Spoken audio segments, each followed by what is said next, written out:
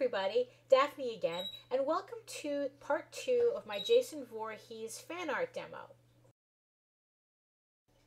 On Friday the 13th, I posted a video as to how I did the pencils for this piece, and I'll put a link to that up above. In today's video, I'm going to be inking the pencil piece, and I'm going to be doing it in real time to show you how I use different pens to create different line effects to create the final inked piece. So before we begin, I just want to do a quick overview of the pens that I'm going to be using to ink. I'm going to be using my Staedtler pigment liners in black.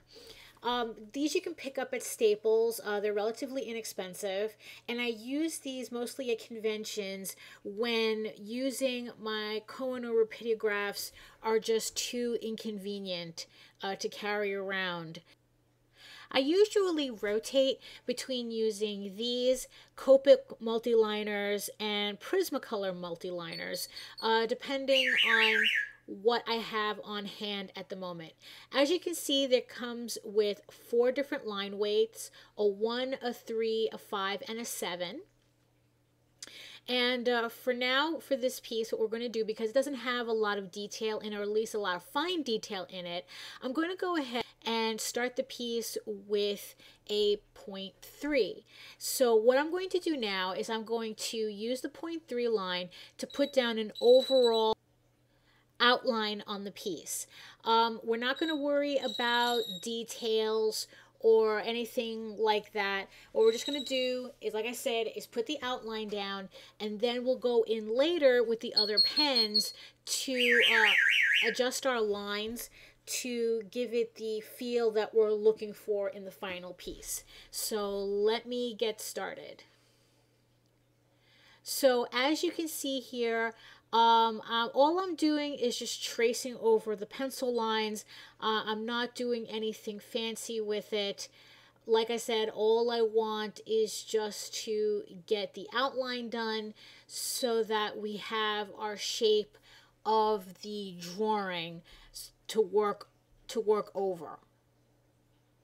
Now, I know that I said that I was going to do this in real time, but this part of the process, really, there's nothing that much going on here. All I'm doing is literally tracing my pencils. So what I'm going to do for brevity's sake is I'm going to speed up this process because you're not going to be missing anything. I'm only tracing the pencils, and really, we can speed through this so that we can get to the heart of the demo.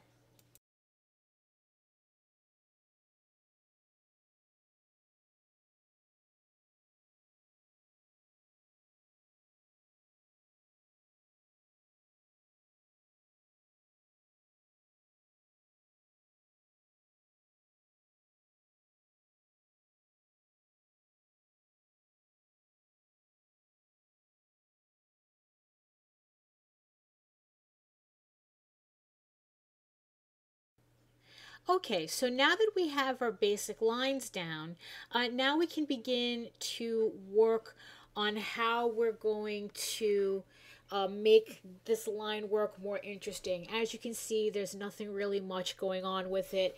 It's literally just an outline. Even if you were to fill in the black eyes, it really wouldn't do much to make the piece pop.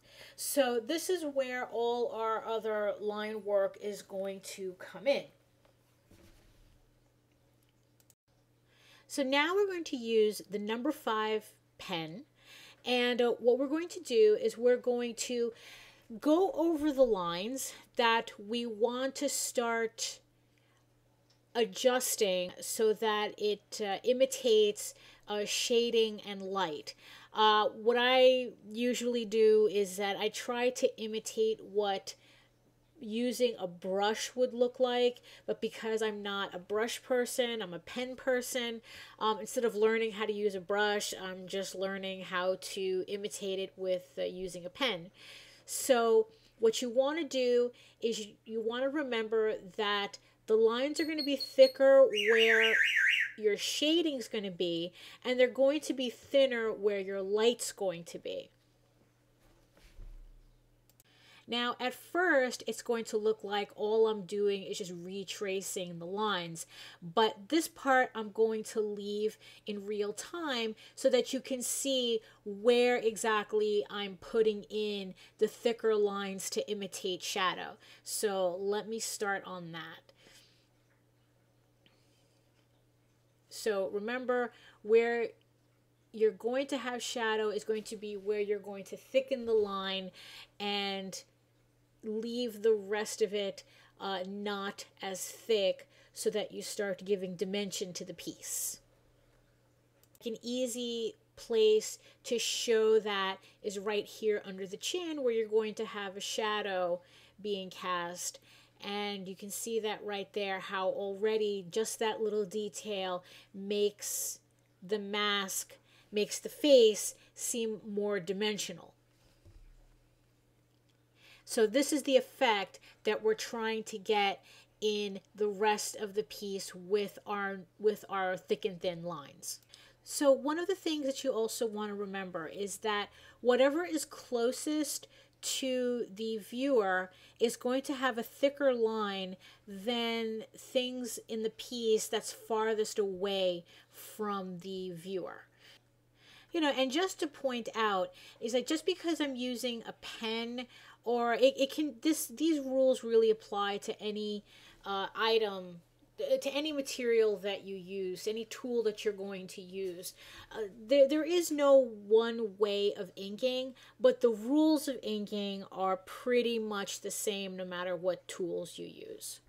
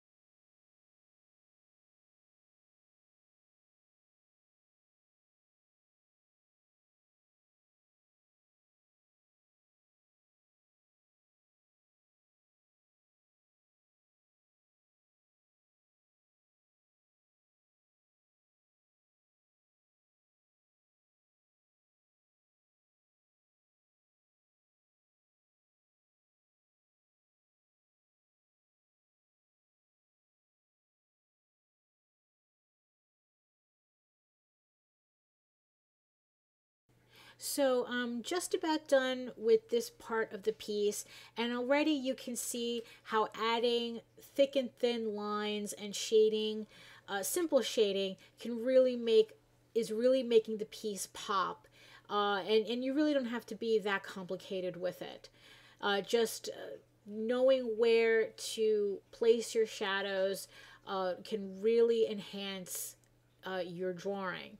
Right now, I'm just going to go ahead and fill in the holes in the mask, but I'm not going to completely fill them in. I'm just going to do like a really rough fill-ins. You can kind of see the streaks, and you can still see the white so that it looks like you can see through the mask. Yeah, it would be easier and faster to just use a marker and fill in everything, but sometimes it's better, or at least it adds a little something to let the streaks of the pen show, and to use that in and of itself as some kind of texture that adds just a little bit more interest to your piece.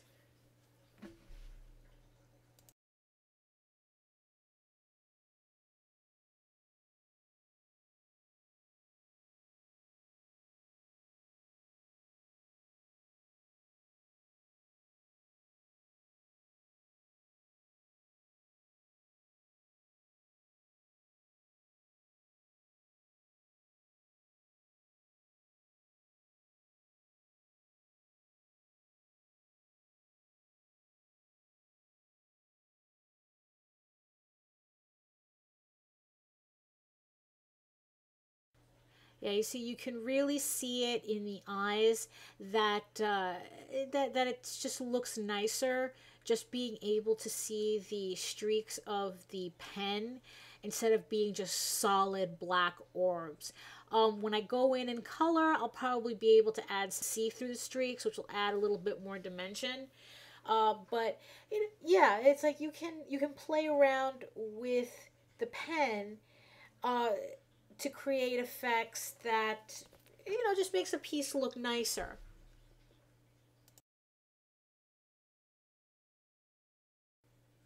Also, you may have noticed that I didn't bother going over the machete because it's such a simple line. There's no detail in it. I'm not going to add a point 0.5 line to it. So instead, what I'm going to do is when I do my thickest outline on the piece with the 0.7, that's when I'm going to go ahead and trace over that machete line to give me the final main outline that I'm looking for. I use the number 7. Or what I'm going to do with the number 7 is I'm going to do the thickest outline on the piece. I'm not going to retrace everything. I'm just going to do enough of the outline to finish off the inks and to really make the character pop from the page.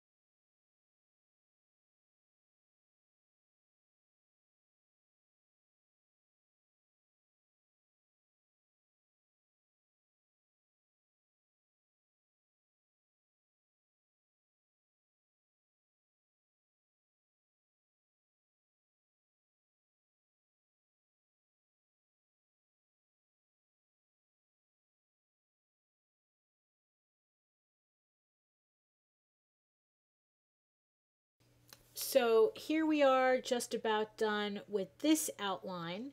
And again, I just want to apologize for how annoying the out of sync audio and video must be. But like I said in the intro, I'm still learning how to do a proper setup with the two cameras and the microphone. So that's just going to be a learning experience for me. Hopefully I can figure it out by the next video or so. But okay, so here's the finished piece. I'm just going to go in and put in just a couple of details that I think it just needs. And of course, when you're done with your piece, you just want to make sure that everything is just in place where you want it. Go back and touch it up a bit. But pretty much this is it. Let's sign it, because you should always sign your artwork. Would help if I knew the year. But here we go. So here's the finished inked Jason Voorhees piece.